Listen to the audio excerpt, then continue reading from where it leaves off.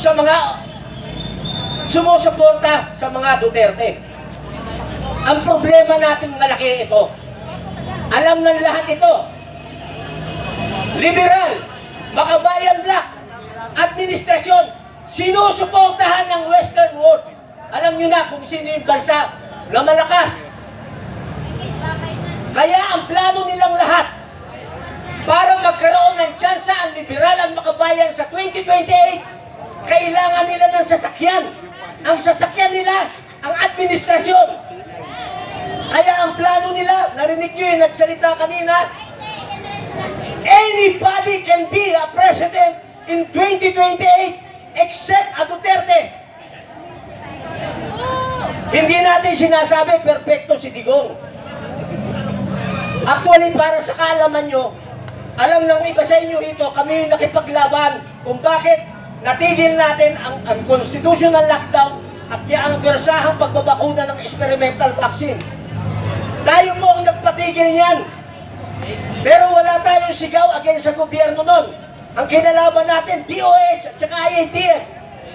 2 buwan tayong natulog sa harap ng Supreme Court. 4 na buwan tayong natulog sa harap ng Senado. Kaya napatigil natin yan. Kaya nagkaroon tayo ng panandaliang kalayaan sa ngayon. Ito na naman tayo, mas mabigat na laban. Mas mabigat na laban, pero alam ko, maipapanalo natin. Bakit tayo kukunti lang? Ito siya. Gusto nyo malaman? Kapag kayo mga nandito, ako naniniwala yung mga vloggers natin na nandito, lahat ng sinishare ninyo katotohanan. Okay? Pero pag share ninyo, ang ginagawa ng mga minions nila, mga warriors nila sa keyboard, lahat ng sinishare ninyo, delete na kagad yan. So hindi na kumakalat. Hindi nyo ba alam na lahat kayo, na mga makatotohanang vloggers, nakasyaduban kayo lahat? Akala nyo na isi-share nyo sa marami, pero umiikot lang niya sa circle of friends ninyo. Pero anong ginagawa ng kalaban? Ganito, makinig kayo. Kapag may i-share silang mali, inuulit-ulit nila sa social media, paulit-ulit yung mali, paulit-ulit. 1 buwan, 2 buwan, 3 buwan, hanggang 1 taon, paulit-ulit. Sa mainstream media, yung mali, paulit-ulit rin. 1 buwan, 2 buwan, 3 buwan, 1 taon, paulit-ulit. Yung bagay na paulit-ulit ninyong nababasa at nakikita, nagiging totoo na sa paningin at pandinig ng iba. Tama, mali?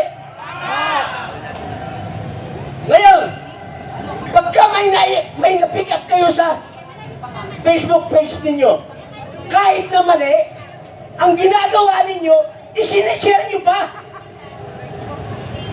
Yun ang gusto nila.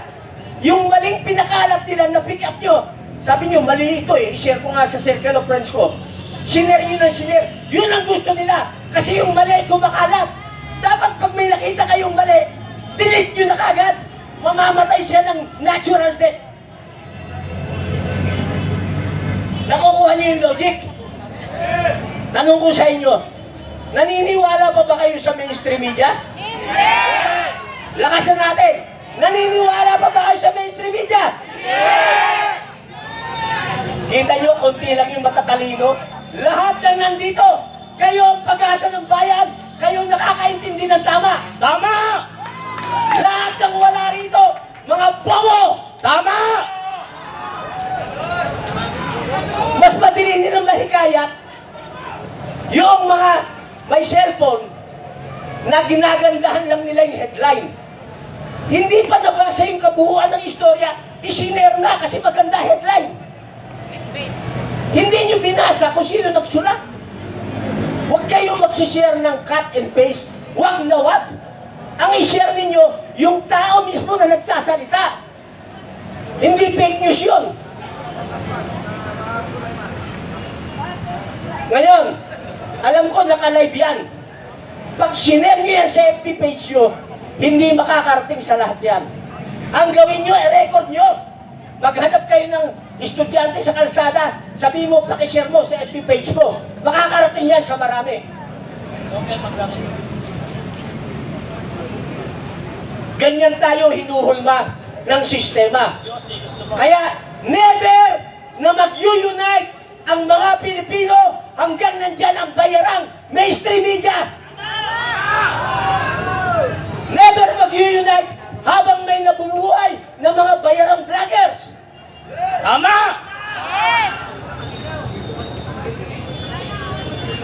Gusto niyo malaman paano tayo manalo? Ano? Gusto niyo?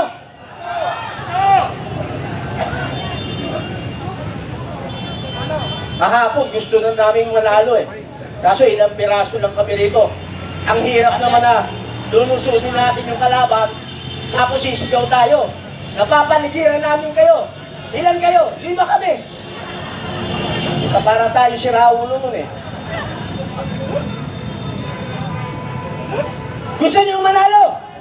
Yes! Huwag na natin paabutin ng Nobyembre at Disyembre. Yes! Sa estimate ko, simula sa likod hanggang dito, mga nasa 300 patas tayo. Mamaya-maya, may mga dadating pa ng mga tropa, abutin tayo ng 600. Ang Pilipino ganito. Pakinggan niyo mabuti ha. Majority ng Pilipino ganito. Noong wala pa yung cellphone, mas madaling magparami. Pag sinabi mo, punta tayo Luneta, ang dami kagad. Kasi yung balita, nasa nandun lang sa Luneta. Wala kasi. Telephone nun, may party line pa. Hahanap ka pa ng telephone booth, dala kang 25 para makatawag ka. Ngayon, mayroon ng cellphone, ang bilis. Bakit ang tagal natin dumami? Lahat ng Pilipino ang kaisipan ganito. Hintayin ko muna silang dumami, pag madami na, saka ako sasama. Eh, lahat ganun ang kaisipan. Patay na dami. Naghihintayan lahat. Maganda, maghintay tayong dumami. Magdala ka ng tulugan mo rito mamaya. Dito tayo matulog. Dito natin, hintayin natin sabay-sabay dumami tayo. Tama! Hindi sa bahay. Wala nang uwian. Tama! Dapat magkaintindihan tayo. Kasi ang hirap araw-araw. Schedule tayo ng rally ngayon. Pahinga na 1 linggo. Schedule ng rally. Pahinga na naman. Schedule, pahinga. Walang katapusan. Wala tayong naipapanalo. Tama! Pero kung dito tayo matutulog lahat, dadami tayo. Tama! Mananawagan tayo. Tulungan tayo. Pagdala rito ng inumin, pagkain.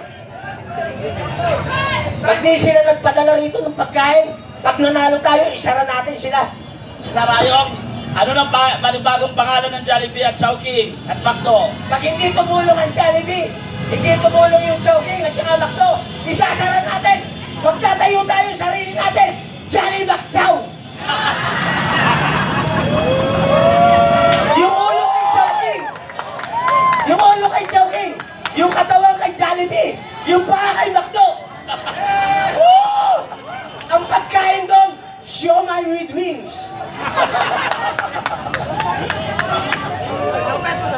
Tumulong na kayo. Woo! Dito na tayo matulog. Walang uuwi! Walang uwi. Bago ako matapos, may ikikwento ako sa inyo. Ito, totoong nangyari ito. Nandiyan si General Kita, sila Colonel Galang, General Romeo Pugis, General Garcia, Admiral Jose Suarez, mga kasama, may ikikwento ako sa inyo. Ngayon nyo lang maririnig ito. Kung paano tayo hindi laban actually, nakikipag-usap para manalo sa laban. Gusto niyo marinig yung kwento? Lahat ng kapulisan na nandito at nasa lugar, nasa headquarter, majority ng kapulisan, kakampi natin! Maniwala kayo sa akin, maniwala kayo sa amin, kakampi natin yan. Bakit? Kabilang sa atin, dahil tinuturing mamamayan ay mga pamilya nila. Kaibigan natin sila, kakampi natin sila. Kaya hindi sila makasigaw, nasa serbisyo eh. Ang sisigaw nang hindi nila maisigaw, tayo! Karamihan ng mga active AFP, karamihan, kakampi nating lahat. Maniwala kayo. Ang kailangan lang nilang makita para tumulong na sila sa atin, dumami tayo. Tama! Walang Walang uuwi! Walang uuwi! Walang uuwi! Ang umuwi ngayong gabi, ipagdarasal namin, pangungutin kayo! Mapanaginipan nyo sana si Martin Romualdez! Tama! Mapanaginipan nyo si Saldico! Di ba bangungot yun? bangungo talaga! Malaking bangungot yun! Di nyo ba napapansin? Di nyo napapansin? Minsan sa panaginip nyo, lumalabas yun sila, yung mukha nila. Tama! Lahat yan! Lahat sila nakurakot! Pangalanan ninyo, pinatay ko na lahat yan sa panaginip ko! May sinaksa ako sa ngalangala! Putang ina, dinukot ko yung puso! Binuksan ko yung tiyan! Putang ina, nagising ako, kinagat ako ng lamok! Putang ina, sabi ko sa lamok, putang ina ka, bayaran ka rin, bayaran ka! Putang ina, patay na sana lahat kung di ako nagising. Sayang! Mahirap yun kung di ka nagising! Naghanap ako sa social media. Naghanap kami. Open overtime. Naghahanap ako ng mga mangkukulang, mambabarang. Sabi ko, open overtime. Huwag walang sumagot. Nabayaran rin. Bayad lahat! Bayad lahat! Seryoso tayo. Ayan! Tayo lang ang nakipag-meeting ng harapan sa Armed Forces of the Philippines. Yes! Gusto niyo marinig ang istorya? Yes, sir! Nakipag-meeting kami kay General Browner. Sinong kaharap namin? Binilang ko. Nasa 25 to 30 active generals from J1 to J10. Nandiyan si General Browner, Vice Chief of Staff, J1. Kompleto sila. Ganun tayong nakipag-usap sa kanila. Sinong kasama natin? General Romy Pukis, General Pilisardo Simoy, General Kaloy Kita. Palakpakan natin, nandito si General Kita. General Virgilio Garcia, Jose Suarez, Admiral, Colonel Metran, at saka ako. Anong pinag-usapan? Makinig kayo. Lahat ng problema ng bansa, maliit o malaki, sinabi ni General Romy Pukis sa buong Armed Forces. Lahat ng problema sa gobyerno, sinabi ni General Pilisardo Simoy at ni General Kita. Lahat ng problema sa mga nakaupong politiko, sinabi ni General Virgilio Garcia. At sinabi rin ni Admiral Jose Suarez. Lahat ng galaw ng taong bayan, sinabi ni Colonel Metran. Ang sinabi ko po ganito, pakinggan niyong mabuti. Mga mahal naming general, wala nang maasahan ang taong bayan sa executive branch. Lalo na walang maasahan ang taong bayan sa legislative branch, both upper and lower. Sa kanila, sinimot na nila ang kaban ng bayan. Ang problema, ang iba sa ating mga nasa judiciary, nababayaran. Wait and see. Ang nakakatakot, hindi naman lahat, pero ang iba sa ating armed forces, tumanggap na rin ng pera kay Martin Romualdez. Sinabi ko po yan. At ang sabi ko sa kanila, kapag wala nang matakbuhan ang taong bayan, mag-aarmas na kami para protektahan yung natitira naming dignidad at yung nag-iisa naming buhay. Anong sagot ni General Browner? Cut hook naman. Baka sausawan tayo ng ISIS, maging battleground tayo. Ang sagot namin, buti General Browner, alam mo ang mangyayari. Pero wala tayong sinabi o nanghikayat tayo na lumalabas sa social media, mainstream media, na nanghikayat daw yung mga retired na bumaba na sa pesto si BBM or suportahan, pag-withdraw sila ng support sa gobyerno. Walang ganong napag-usapan. Ang sabi namin sa kanila ganito, ang nagupo sa Commander-in-Chief. Bakit laging sinasabi ng military yung hierarchy sa chain of command? Na kailangan sundin nila yung Commander-in-Chief. Pakinggan yung mabuti para maintindihan nyo paano tayo manalo. Ang Commander-in-Chief, si BBM. Kung hindi dinaya ng Smartmatic, ang nag-upo sa kanya, taong bayan. Agree ba? Okay. Inupo siya ng taong bayan. Commander-in-Chief, ang nag-upo, taong bayan. Dapat, ang sinusunod ng military, dahil ang nag-upo sa Commander-in-Chief, taong bayan, dapat, ang sinusunod ng military, taong bayan. Tama! Dahil ang pinanumpa nila ganito, they swore to protect the people Tama! and uphold our Constitution. Tama! Yun ang pinanumpa. May pinanumpa ba sila, nabasa natin, nakita natin, narinig natin na they will protect only the president? Wala! They will protect only those corrupt government officials? Wala! Wala! Okay. Nagkakaintindihan na tayo. So pwede pala, dahil tayo ang pinakamataas, tayo nag-upo sa presidente, dapat tayo ang pinapakinggan ng armed forces. Ang tanong ko sa inyo, pwede ba nating utusan ang armed forces sa ngayon na huliin na lahat ng corrupt? Pwede! Pwede, pwede! Pwede ba? Pwede! Pwede! Oh, lahat na nandito, gagawa tayo ng manifesto ha. Gagawin natin itong lugar na ito. Signature Raja campaign! Raja Sulaiman. Okay? Gagawin nating makasaysayan ito. Bukas gagawa tayo ng manifesto na inuutosan natin ng armed forces na arestuhin na lahat ng korap. Tama! Awe! Kasama si Marcos Gusto nyo yan! ba kasama sa history? Okay. Pag hindi sumunod ang military, gagawa ulit tayo ng statement. Hindi nyo kayang ipatupad ang sinumpa ninyo na protektahan ng taong bayan at i-uphold ng Constitution. Ang krimen, nangyari na, nangyayari pa, at mangyayari pa. Kailangan pa ba ng ebidensya? The very crime is happening before our very eyes. Hindi na kailangan ng ebidensya.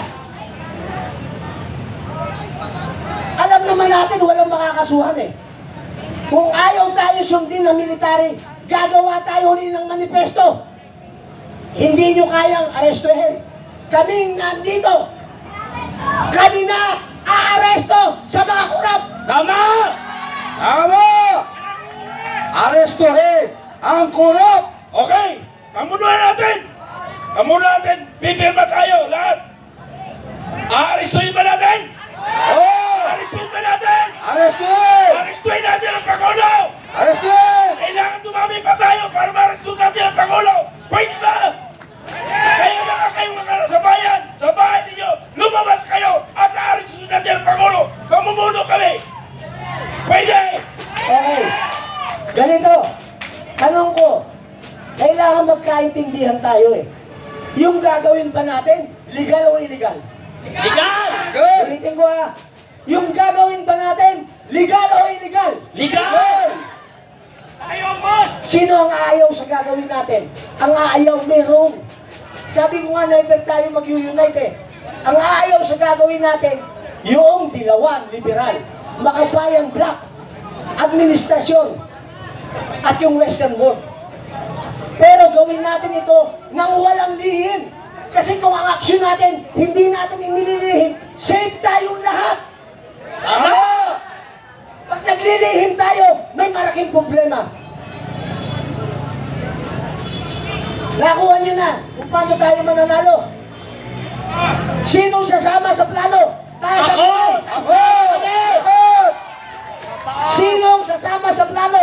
Tayo sa kamay. Sasama kami! Oh! sasama. Mga bayat yun! Pagod na tayo. Pagod na. Isang buhos na lang. Isang sakripisyo. Tingnan nyo ha. Yung mga OFW, nag-declare na, hindi sila magpapadala ng remittance. Walang kikitain ng gobyerno. Para maramdaman nila yung galit ng mga kapatid nating OFW na yung pera pinapatubuhan sa bangko, exchange rate, kinakaltasan pa. Wala naman na ibabalik sa kanila pag nag-retire. Wala namang integration program. Hikahus pa rin. Pag nagkasakit, wala tumutulong na gobyerno, walang pondo. Hihintayin ba natin na patayin nila tayong lahat? Hindi! Ulitin ko, hintayin ba natin na patayin nila tayong lahat? Hindi! Lalaban tayo! Kayo ang nandito. Alam ko pagod na kayo. Kung pagod kayo, mas pagod kami. Tama!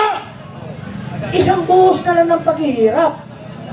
Kung mag-a-absent tayo isang linggo, baka pag nanalo tayo, mas magandang trabaho, mas magandang kinabukasan ang haharapin natin. Tama! Pag nanalo tayo, libre na ang medication ng lahat ng Pilipino. Tama! Pag nanalo tayo, libre na ang edukasyon ng ating mga anak at apo. Tama! Pag nanalo tayo, 50% ng kuryente subsidized ng gobyerno. Tama!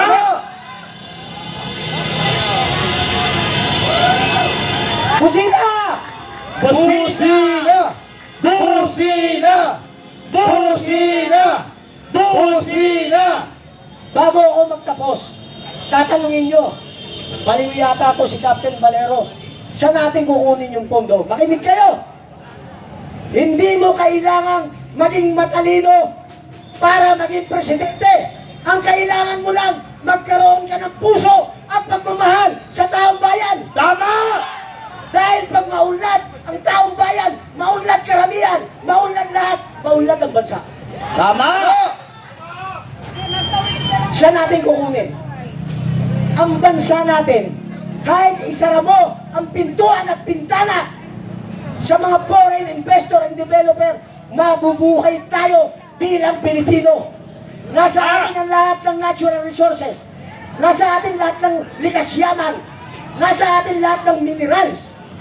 Ang malalaking inventor, nasa atin. Sino nag-invento ng fluorescent light? Sino nag-invento ng erythromycin, antibiotic? Sino nag-invento ng ATM swipe card? Sino nag-invento ng microchip? Lahat ng ginagamit sa buong mundo, karamihan ang nag-invento, Pilipino. Tama! Busina! Busina! Busina! Ngayon, lahat ng kinikita sa natural resources, mga minerals, lahat ng kinikita, regardless kung gobyerno ang nagmina niyan, regardless kung private sector nagmina, kailangan 50% ng kinikita ron dahil galing sa lupa yon, ang lupa sa taong bayan, kalahati, ibalik sa taong bayan ang kinikita. Tama! Tama na ang bandarang bong! Bong! Bong! Bong! Bong! Ibalik through our basic needs. Doon siya ibalik. Hindi natin magagawa yan kung hindi tayo magsasama-sama at kung uuwi kayong gabi, kung uuwi kayong lahat never nyo na kami makikita na nakikipaglaban sa inyo. Pagod na rin kami. Tapusin natin ang laban, huwag tayong matulog, magkikayat pa kayo ng marami, mananalo tayo sa laban. Magandang gabi sa lahat. Walang uuwi! Walang